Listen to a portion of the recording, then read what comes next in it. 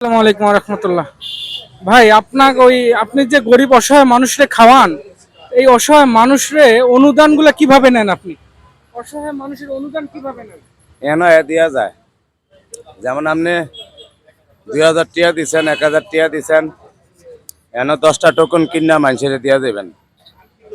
আবার যদি 5 মিনিট না সহ্য হয় লাগলে আমাকে লোক আছে একত্র দিয়া দেবেন, বাচ্চা বাচ্চা দেই ব্যাগের দিলে তো হাজারে হাজারে দিলেও শেষ হইব না।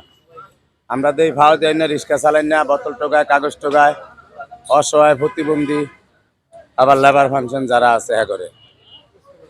যেমন আমি পাওয়া যায় না, রিক্সা চালাই না 10 জন, আমার আল্লাহ 30 দিন লাগাতার দোকান করলেই অসহায় লেবার ফাংশন 10 জন, প্রতিবন্ধী কাগজ টাগজ বোতল টোকা হেরা 10 জন, এই 30 জন দিয়ে আমি যদি আরো লগে কেউ এট হয় তাহলে বাড়ে।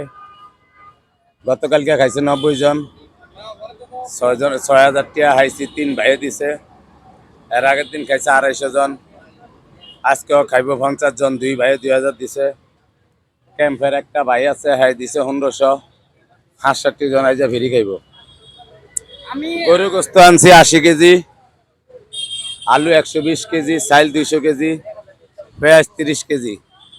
পানি লাগে ডেলি 2500 টিয়ার, 2500 টিয়ার, 125 বোতল পানি লাগে। এক বোতল 20 টাকা করে কিনা। আর কি কম কন? আমি আমি দেখলাম আগার ঠিকানা Agargaon Taltala bus stand, metro rail 336 number pillar. যারা ভিডিওটা দেখবেন, দেশ গ্রামের যে ভাইয়েরা আইবেন, যে মারা, যে বোনেরা আইবেন, যে কোনো কাজের ক্ষেত্রে, হাসপাতালে, ভাইয়ের দ্বারে বা আত্মীয় স্বজনের দ্বারা আইবেন, আল্লাহ বাঁচালে আঙ্গ হোটেল দেখে দেবেন যে আসলে জিনিসটা সত্য কিনা মিছা। আর কি কমু? ধন্যবাদ আপনাকে, অনেক অনেক ধন্যবাদ।